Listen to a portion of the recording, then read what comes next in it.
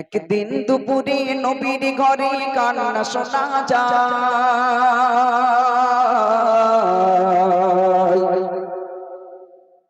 একদিন দুপুরে নবীর ঘরে কান্না শোনা যায়। একদিন দুপুরে নবীর ঘরে কান্না শোনা যায়। আম্মা খাদিজা কাঁদছে কেন পড়িয়া সেজদায়। আম্মা খাদিজা কাঁদছে কেন পড়িয়া সেজদায়। একদিন দুপুরে নবীর ঘরে কান্না শোনা যায়। একদিন দুপুরে নবীর ঘরে কান্না শোনা যায়। আম্মা খাদিজা কাঁদছে কেন পড়িয়া সেজদায়। আম্মা খাদিজা কাঁদছে কেন পড়িয়া সেজদায়। মা ফাতেমা ছুটে ছুটে নবীর দারে যায়। মা ফাতেমা ছুটে ছুটে নবীর দারে যায়।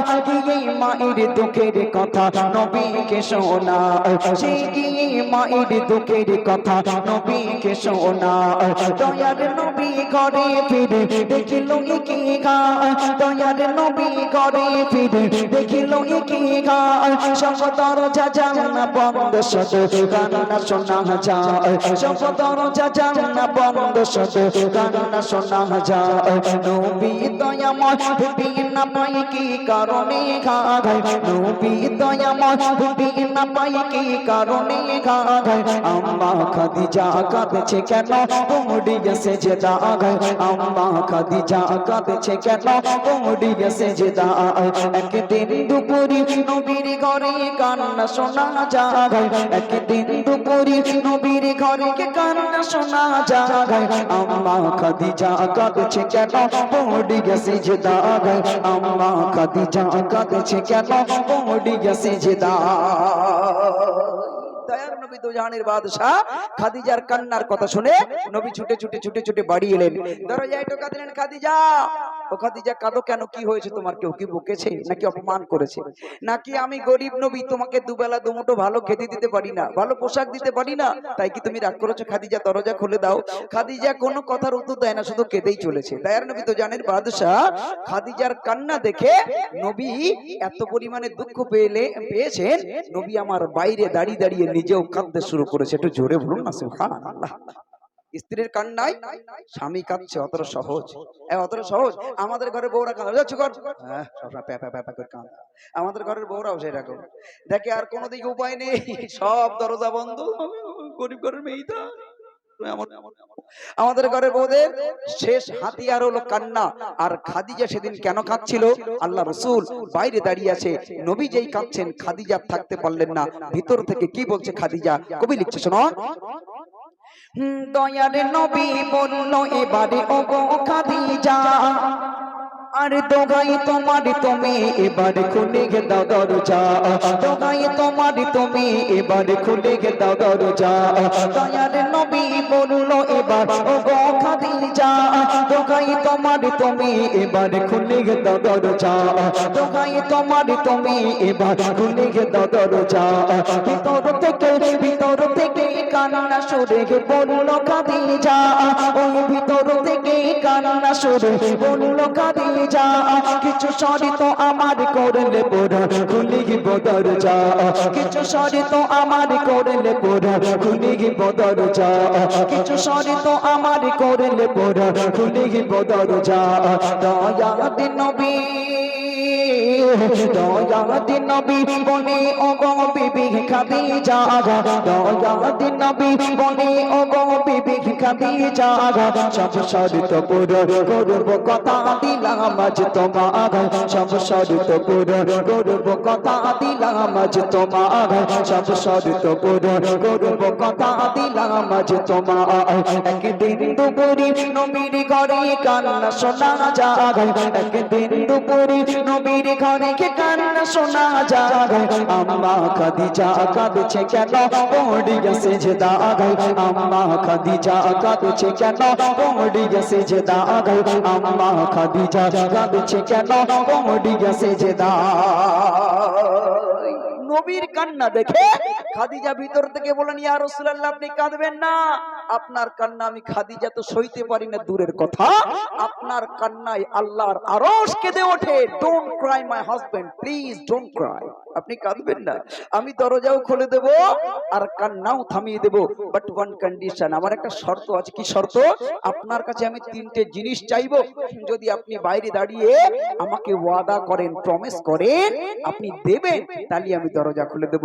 বিশ্বনবী আমার বলেন, খাদিজা চিন্তা করো না, তুমি কান্না থামাও, তুমি যা চাইবে আমি নবী তাই দিতে রাজি আছি। একটু জোরে বলুন না সুবহানাল্লাহ।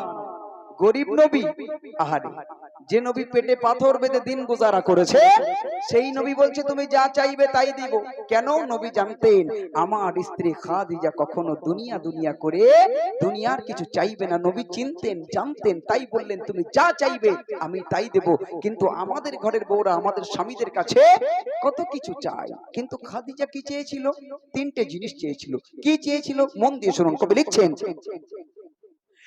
প্রথম শর্ত হলো আমি মরিব যখন, ওই প্রথম শর্ত হলো আমি মরিব যখন, নবী তোমার গায়ের জামা হবে আমাদের কাফন, নবী তোমার গায়ের জামা হবে আমাদের কাফন, নবী তোমার গায়ের জামা হবে আমাদের কাফন, যে কবরে সবাই আমার করিবে দাফন, ওই যে কবরে সবাই আমার করিবে দাফন, ওই কবর যেন পাই গো নবী তোমার দিবাদন, ওই কবর যেন পাই গো নবী তোমার দিবাদন, ওই কবর যেন পাই গো নবী তোমার দিবাদন। উনি কাঁদে নকির, উনি কাঁদে নকির আসবে যখন আমার কবরে, উনি কাঁদে নকির আসবে যখন আমার কবরে, থাকবে তুমি সেই সময় আমার কবরের ধারে, থাকবে তুমি সেই সময় আমার কবরের ধারে। একদিন দুপুরে নবীর ঘরে কান্না শোনা যায়, একদিন দুপুরে নবীর ঘরে কান্না শোনা যায়, আম্মা খাদিজা কাঁদছে কেন পড়িয়া সেজদায়, আম্মা খাদিজা কাঁদছে কেন পড়িয়া সেজদায়, আম্মা খাদিজা কাঁদছে কেন পড়িয়া সেজদায়। তিনটে জিনিস কি কি চাইলো? ইয়া রাসূলুল্লাহ আমি খাদিজা যেদিন মারা যাব খবরদার দুনিয়ার কোনো কেনা কাফন দিয়ে যেন আমার কাফন করাবেন না, আপনার গায়ের জামা দিয়ে আমার কাফনটা করাবেন। দ্বিতীয় নাম্বার শর্ত, ইয়া রাসূলুল্লাহ যে কবরে আমি খাদিজা আমাকে দাফন করা হবে ওই কবরে আমাকে রাখার আগে আপনি একটু গড়াগড়ি দিয়ে দিবেন, যাতে করে আপনার গায়ের গন্ধ আমার কবরে মিশে যায়। তিন নাম্বার শর্ত, ইয়া রাসূলুল্লাহ যখন সবাই আমাকে কবর দিয়ে চলে যাবে আপনি যেন যাবেন না, আমার কবরের পাশে একটু দাঁড়িয়ে যাবেন। মুনকার নাকিরের ফেরেশতারা যখন আমার কবরে সওয়াল জবাবের জন্য আসবে, তাদের দেখে যদি আমি ভয় পেয়ে যাই, তাদের দেখে যদি আমি আতঙ্কিত হয়ে যাই, তাদের দেখে যদি আমি প্রশ্নের উত্তরগুলো ভুলে যাই, ইয়া রাসূলুল্লাহ আপনি একটু উপরে দাঁড়িয়ে দাঁড়িয়ে তালকিন করে করে আমার প্রশ্নের উত্তরগুলো বলে দেবে। একটু জোরে বলতে ইচ্ছা করে না সুবহানাল্লাহ? না, খাদিজা কে ছিলেন গো? খাদিজা রাসূলের স্ত্রী। খাদিজার গর্ভ থেকে জন্ম নিয়েছে খাতুনে জান্নাত ফাতেমা। খাদিজা হলেন সেই খাদিজা যাকে হেরা গুহায় আল্লাহ নিজেই তাকে সালাম দিয়েছিলেন, সেই খাদিজা যে খাদিজার নাতি হলো যুবকদের সরদার জান্নাতের হাসান হুসাইনের নানি। সেই খাদিজা কবরকে ভয় পেয়ে এত কান্নাকাটি করছেন, আর আমি আপনি কে হে আমাদের কবরের ভয় আছে? না না। আল্লাহ রাসূল বলেন খাদিজা চিন্তা করো না, don't tension, please be afraid. Hey Khadija চিন্তা করো না, আমি নবী আমার আগে যদি তুমি চলে যাও তোমার সব শর্ত আমি পূরণ করতে রাজি আছি। দিন গড়ালো, রাত এলো, বছর গড়াতেই খাদিজা দুনিয়া ছেড়ে বিদায় নিয়ে চলে গেলেন। তার নবী তো জানের বাদশা ভেঙে পড়লেন, কাঁদছেন, কিন্তু শর্তের কথা ভুলে যায়নি, একের পর এক শর্তগুলো পূরণ করছেন। 3 নাম্বার শর্ত, কবরের পাশে তালকিন করার সময় কি হয়েছিল বলবো আমি, তবে এখানে যারা আছেন ও আমার হোসেনপুরের ভাইয়েরা একসঙ্গে হাত দেখাবো, সুবহানাল্লাহ জোরে হয় যেন ইনশাআল্লাহ। কি হয়েছিল আগে শুনে নেন, তারপরে কেউ যেন জবান বন্ধ রাখবেন না, সবাই সুবহানাল্লাহ বলবেন। কবি লিখছে মা খাদিজা দুনিয়া হতে যেদিন নিল যে বিদায়,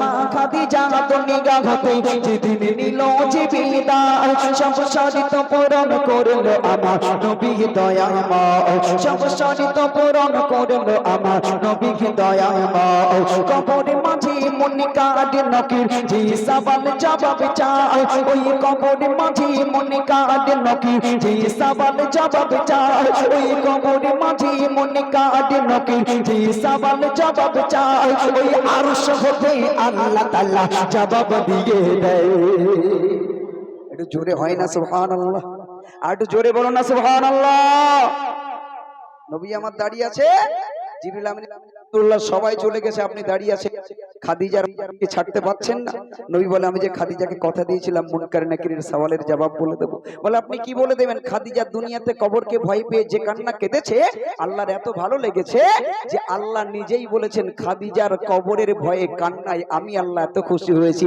যে আজ খাদিজার প্রশ্নের উত্তর এই মুনকার নাকির আমি আল্লাহ নিজেই দেব খাদিজা হলো আমার প্রিয় বান্দি আর আমি হলাম তার একমাত্র রবের মাঝে আর কিছু নয় জোরে বলুন না সুবহানাল্লাহ তাই কবি শেষ কথায় লিখছে শুনুন মা খাদিজা তো নিগাহতে যেদিন নিল যে বিদায় সব শর্ত পূরণ করলো আমার নবী দয়াময় সব শর্ত পূরণ করলো আমার নবী দয়াময় কবরের মাঝে মনে কাঁদে নকির যে সওয়াল জবাব চায় ওই কবরের মাঝে মনে কাঁদে নকির যে সওয়াল জবাব চায় ওই আরশ হতে আল্লাহ তাআলা জবাব দিয়ে দেয় ওই আরশ হতে আল্লাহ তাআলা জবাব দিয়ে দেয় সাইফুদ্দিন নামে নি করো সেই কবরের ভাগ সাইফুদ্দিন নামে নি করো সেই কবরের ভাগ যে কবরের মাঝে আমল ছাড়া কোনো উপায় না